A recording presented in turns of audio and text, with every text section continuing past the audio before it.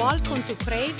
This season we are celebrating Italian culture, the Italian American lifestyle, and of course 49er football. I'm here in studio with Alex Lopez.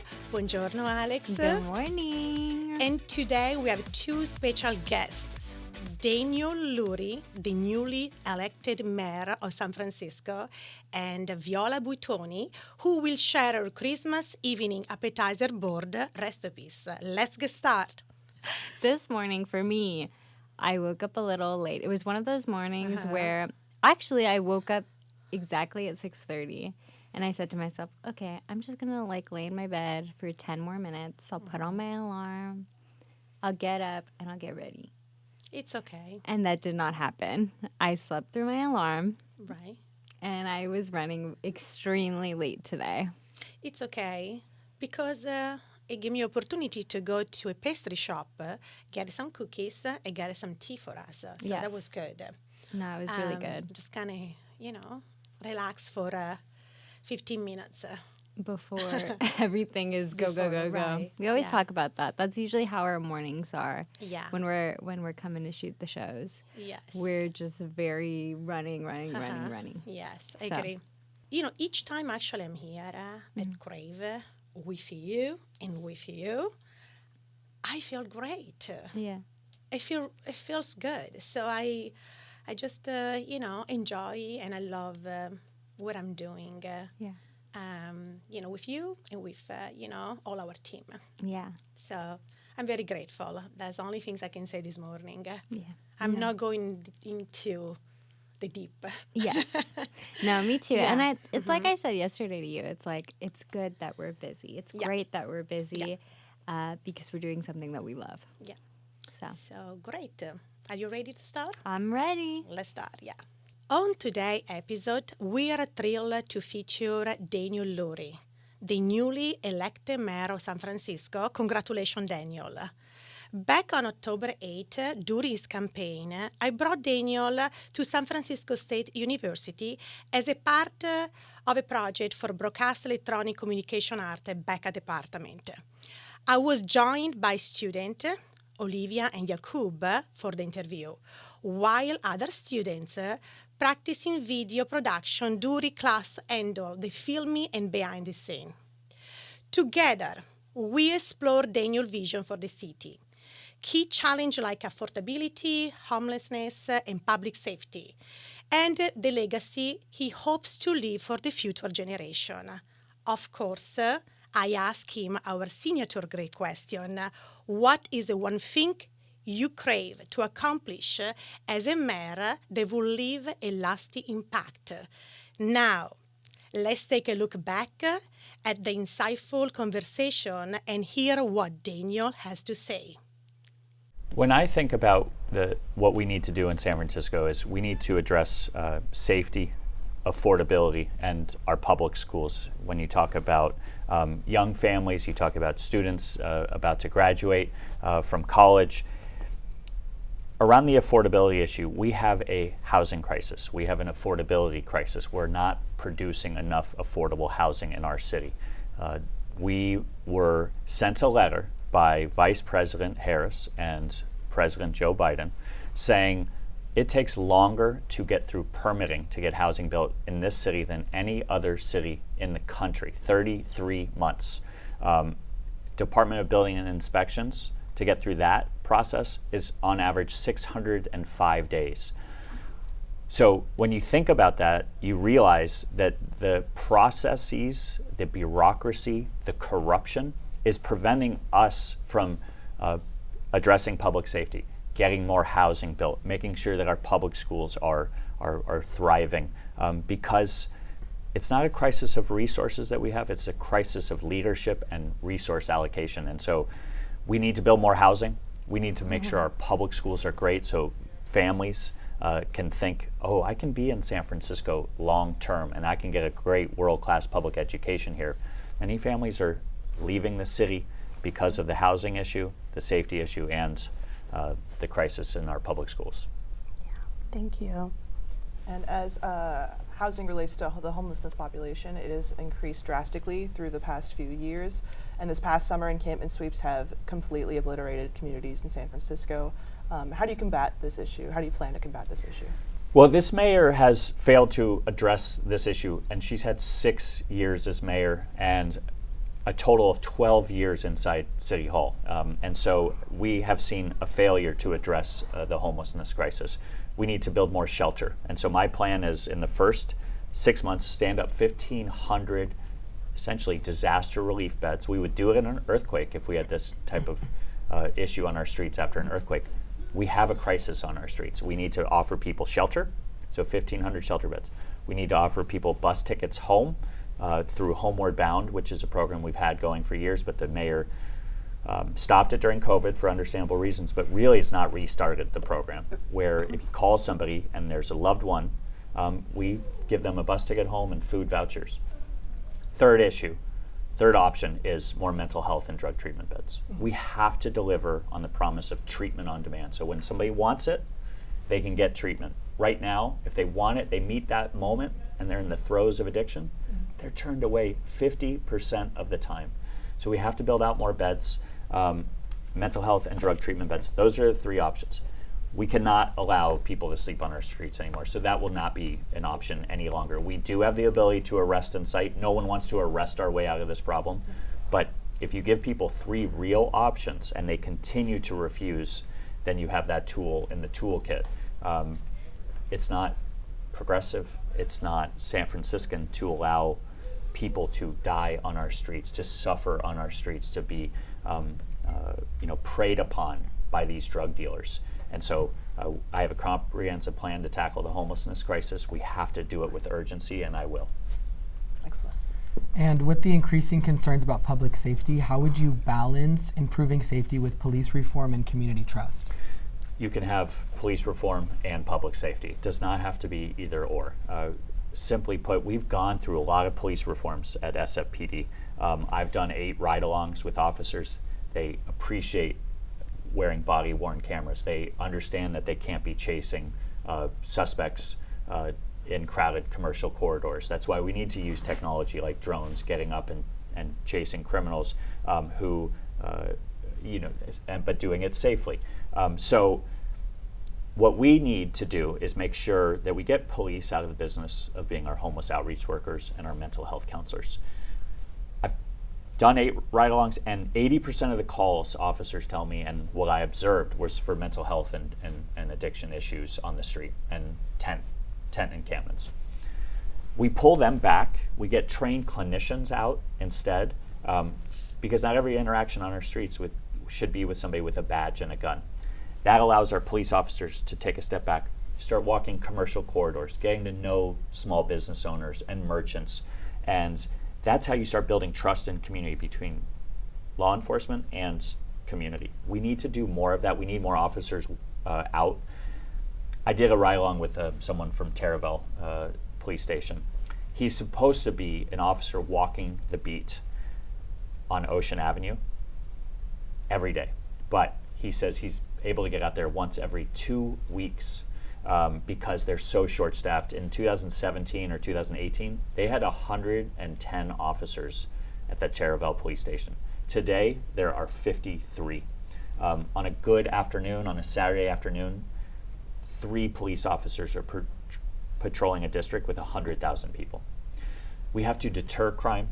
We have to have community policing. We have to have officers that look like the communities that they serve and speak the language of the communities they serve. And I've talked about how we need to get more officers recruited or recruits from SF State, from City College, from San Francisco, that know our city and love our city. Because right now, 80% of our police officers live outside of San Francisco.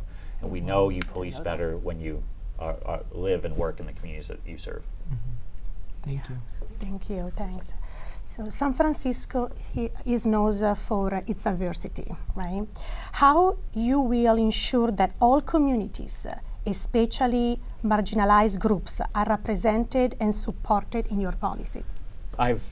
This is an important part of my message and what I've been talking about since day one. there will be representation from communities across the city at all levels of my administration. For example, the API community is 37% of our city's population, and it should be represented like that, and it will be at SFPD, fire, department head levels, commissioners, and people in my mayoral office. I was in the mission talking to the Latino community. And so we need to make sure that there are people that are helping lead my administration that are from community. Right. And it can't just be, during budget time or ad backs that I'm hearing from community. I want to hear from them 365 days a year. Representation from communities across the city will be core to my administration and how I lead. Thank you. Thanks. And as it relates to diversity and inclusion, what is your message to students at San Francisco State and other colleges amongst the younger voting population? What would you like to tell them? What they should know about my background is that the last 20 years of my career has been spent serving community, serving and making sure that every child, every family, no matter the zip code that they were born into or living in, has an opportunity to thrive. And that's why Tipping Point, where we've raised over $500 million to invest in housing, education, employment, early childhood education, because we know that when a child gets off to the right start, they do better their entire lives. And so I've always been in the business of preventing poverty, but also providing opportunities. And that's what we need to do, and that's what I will continue to do as mayor. Excellent, thank you. Thank you. So San Francisco has always been known for innovation and creative problem solving. And as a leader, how do you plan to foster that innovation in our city? We need to lean into that, and I'm going to be a mayor that welcomes entrepreneurs and innovators back, helps small businesses get up and running more quickly. So back to permitting reform, making sure that we streamline the bureaucracy, cut the red tape, and stomp out the corruption that is preventing us from being that thriving city that we all want. So I'm going to welcome entrepreneurs and innovators back. I want us to lead again on climate. The climate crisis is real. We used to lead on climate, and now we have fallen behind because this administration and our elected leaders have failed to bring in those people that will help us tackle what we all know. I mean, we got this intense hurricane coming. We had just a crazy heat wave here in San Francisco, the hottest on record in 28 years. And so we need to do better on that front, and I'm going to go out and invite entrepreneurs and innovators back to help us lead again. Thank you. Thank you. Loved your answer, by the way. Such a great answer. So at Crave, little different question. At Crave, we celebrate the passion, the drive people, and the impact they want to make. What is one thing you crave accomplish as a mayor of San Francisco that will leave a lasting legacy of the future generations? Oh, that's a great question. I mean, what I crave and I know is possible is for San Franciscans, all of us, to, when we go out and travel again, we tell everyone we're from San Francisco and we say it proudly. And we don't have to defend our city anymore. No matter where you are and you say, I'm from San Francisco, they're going to be like, oh, I can't wait to visit there. Because that's what people used to say, and they will say that again. You give me 2 terms as your mayor, and that's all I want to do in politics. I just want to turn around the city that the 4 of us all love, and I want us to proudly say we're from San Francisco. And I believe under my leadership and my ability to bring people together, that we will get there. Thank you so much, Daniel, for sharing your vision with us. A big thank you to all the students at San Francisco State University BECA department, with special thanks to Olivia, Yakub, and Professor Dina Ibrahim. Stay tuned for more inspiring story on Crave. Up next on Crave, we are thrilled to welcome back the wonderful Viola Buitoni. Today, she's sharing her first holiday recipe with us, a Christmas evening appetizer board. Let's connect with Viola and see what she's preparing. Ciao Viola, cosa ci prepari oggi? Ciao Samantha. What are you preparing for us today? So today we are talking about fish again. So we're talking about fish because the most favorite day of the year for me is coming up. and that is Christmas Eve. Christmas Eve, traditionally, we eat fish in Italy. And so that is the day that I celebrate, and I make all these different kind of fish. So I always start with some food that's just sitting on the kitchen counter. So as people come here, and the party always starts in the kitchen, they have something to nibble on while they're waiting for me to cook, or sometimes they even join in cooking. So today I'll be talking about a appetizer plate, or almost like an aperitivo plate, which is already out should you come into my house for Christmas Eve. So we'll start with the first dish, the only one that needs a little bit of cooking. And those are mussels. So I have already opened these mussels, and what I did is I just put them in a pan covered, and I turned on the heat to medium, waited about 2-3 minutes. They open and they release some liquid. So it's a very tasty liquid, as you can understand. So I've taken that liquid and I have mixed it with a little bit of tomato concentrate. Here I have some day-old bread, which I just cut with a knife. I roughly chopped it with a knife. To the day-old bread, I'm going to add the tomato paste and juice from the mussels. Then I'm going to put in a little bit of pecorino, grated pecorino romano. That's probably like barely a tablespoon. Some grated oregano, dried oregano.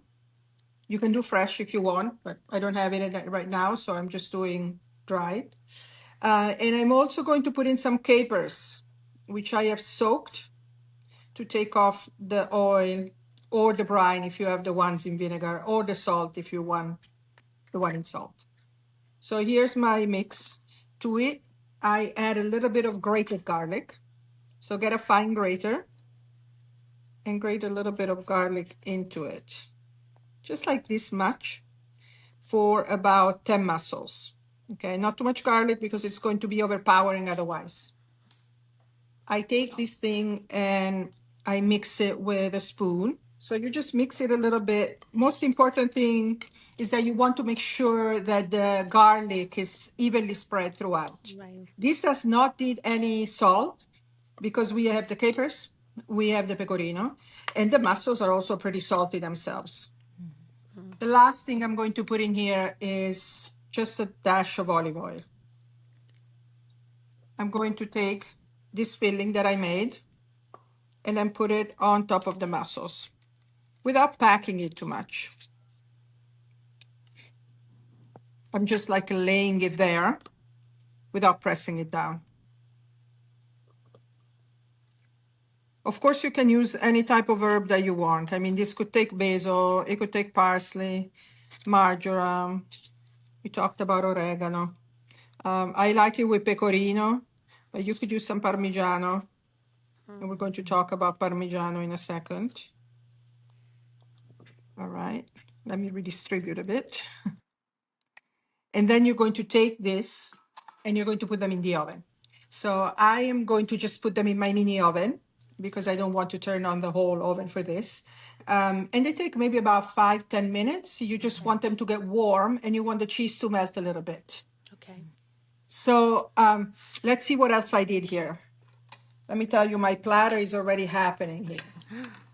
There's a theme to today's preparation, and the theme is fish and cheese.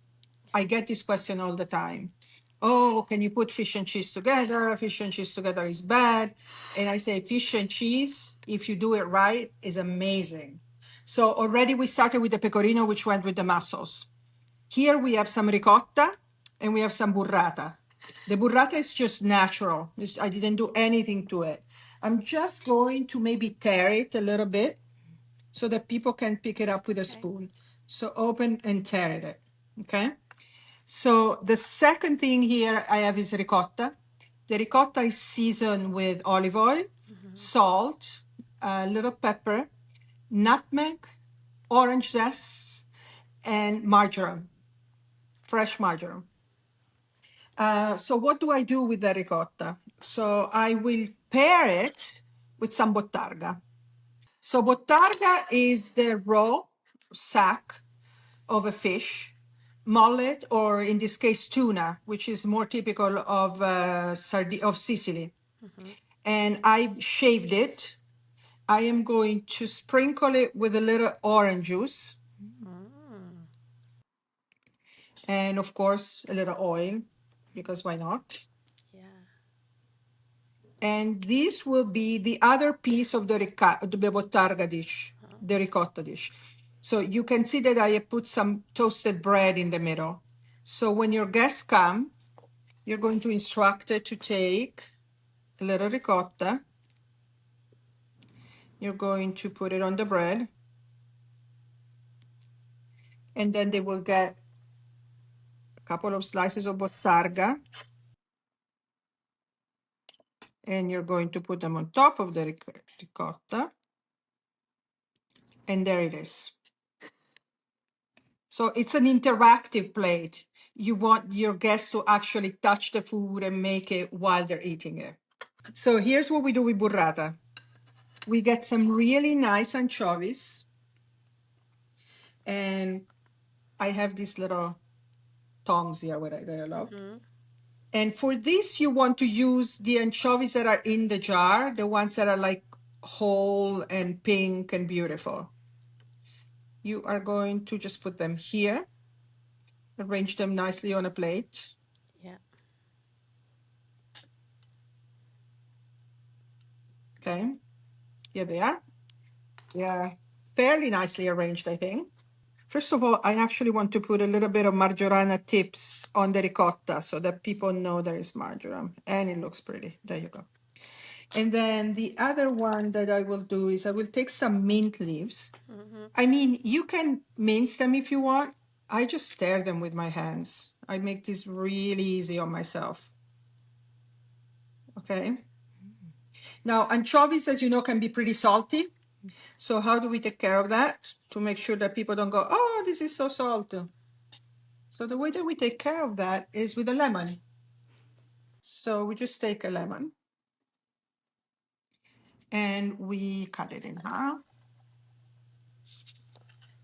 and squeeze a little bit of lemon juice on the anchovies. They don't need olive oil because they're already packed in olive oil. But I do like to put a little slice of lemon. It looks nice and it lets people know that there is lemon in them. So let's talk about these red onions. I always have these in my fridge. These are red onions that are sliced thinly with a little vinegar, little water. That's it. Yeah. And they kind of lose their pungency if you put them in vinegar and water. And they also get slightly pickled. Not very strong pickle, just a light pickle. I make them every like 3-4 days. And so they also turn this gorgeous color. Look at this. So I put them over the anchovies. Now, I already have them made, so it's very easy.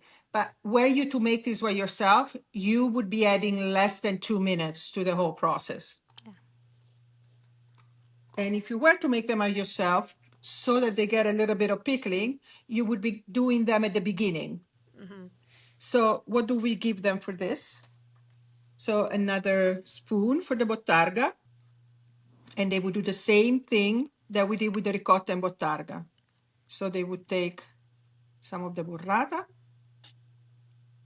put it on the bread that you've toasted for them, and then put an anchovy with some of the onion.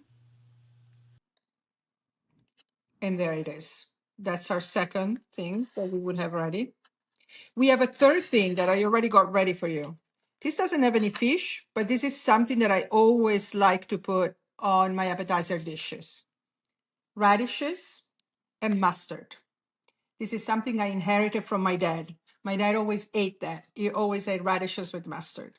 So whenever I want something quick, just put a little bit of mustard out, some radishes, and put them on your appetizer plate. Okay, while we were doing this, probably our cozze, our mussels are close to ready by now. And they actually are. They're beautifully ready. See how the bread got a little crusty? And they got just a little darker. They smell amazing. Now, what you want to do, you want to instruct people to eat them as if they were oysters. So they would pick it up like that. I'm going to wait for it to cool down a little bit so I don't burn my lips and tongue. So you pick them up and you eat them.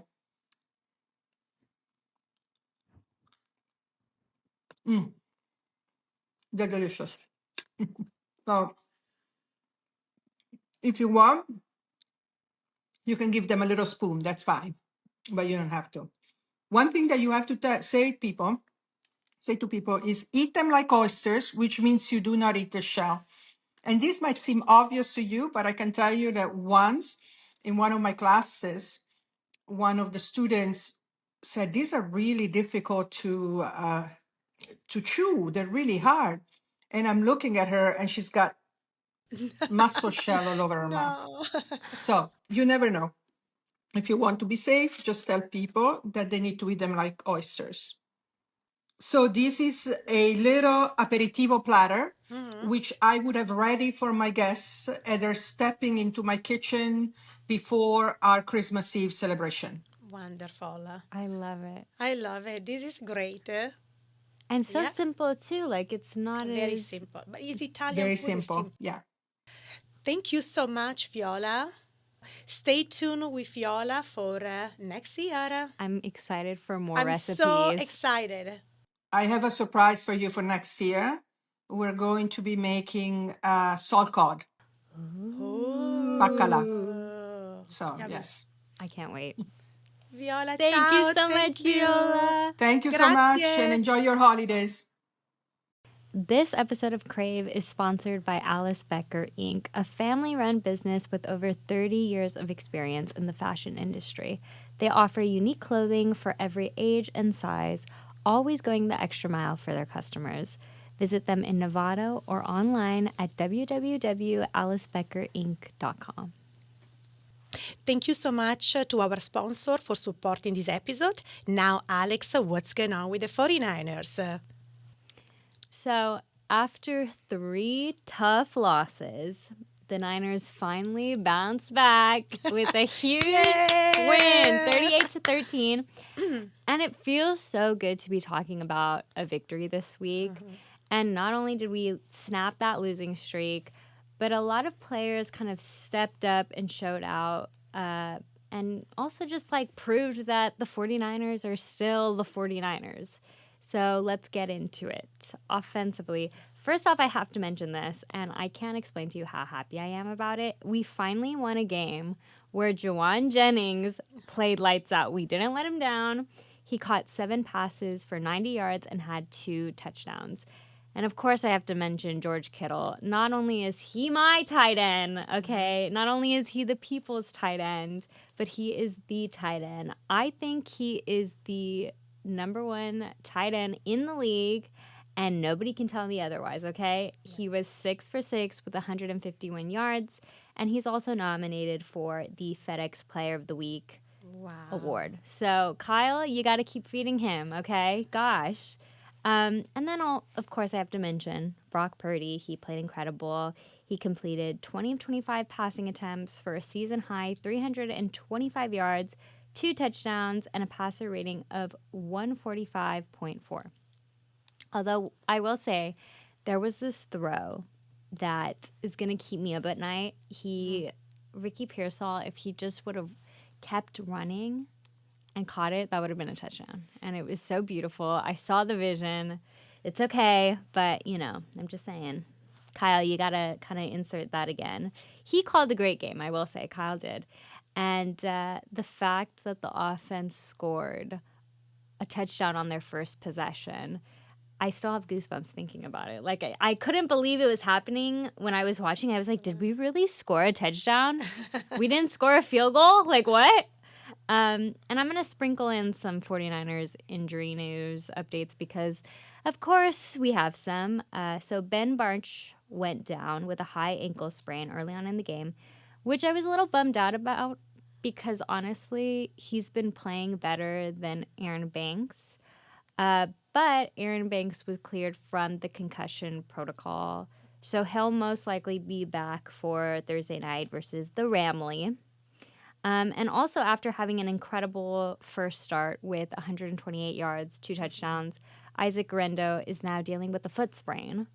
So I'm not sure if he's going to be suiting up for Thursday night. I hope so. He played really good. And I always get chills when it's like the first real start in the NFL. You know what I mean? As a rookie, it has to be a special game. So I feel bad that he has a foot sprain, you know? All right, defensively. So Nick Bosa is still out, but I will say the defensive line stepped up in a huge way. They had 7 sacks total, with Gross Matos having 3 of them, and they basically showed that they could still get pressure without Bosa, which I didn't think was possible, to be honest. These past couple games have been there's been no pressure on the quarterback. So the fact that we got that done, very happy about it. I was also very impressed with D. Winters, and I can't wait to see him play with Dre Greenlaw. Like, thinking about the trio of him, Dre, Fred Warner, like, it's going to be so good. I can't wait to see it. I have goosebumps again. And Talanoa Hufanga, even with that club on his hand, he was a force, and he's been so missed. Like, I can't even explain it. So I'm very glad that he's back.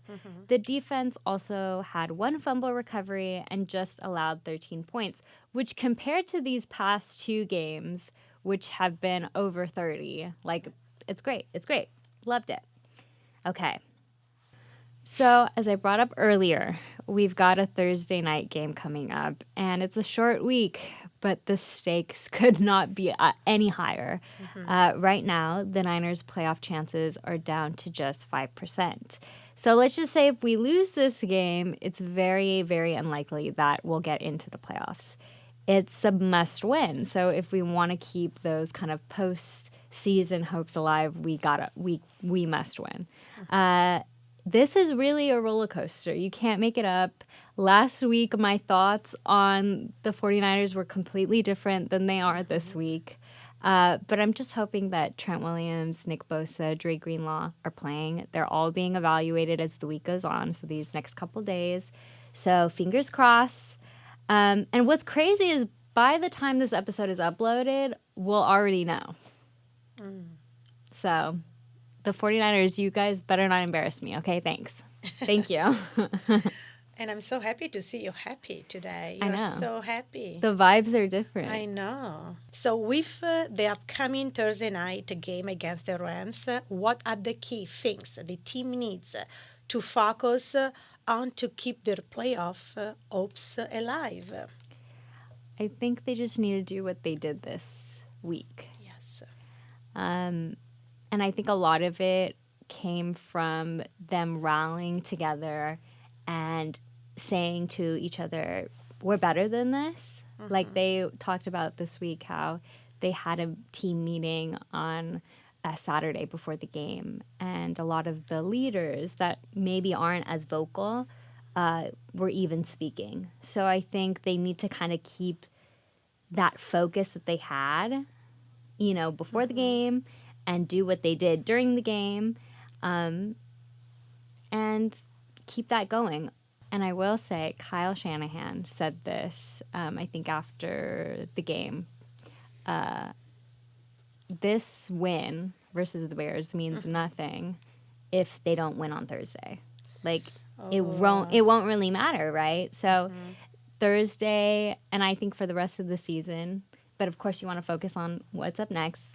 Thursday's game it needs to be a win, and you need to have that same type of mentality that you had.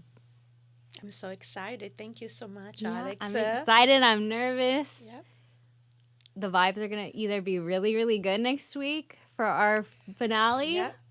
or really, really positive for the future. So we'll see. Stay tuned for next week with Alex. Thank you for tuning into our 14th episode of our 5th season. Follow us on Instagram at crave.show. We're on Apple Music, Spotify, iHeartRadio, and YouTube. Don't forget to subscribe. And make sure you check our website, craveshow.com, craveshow.com. See you next week. Ciao a tutti.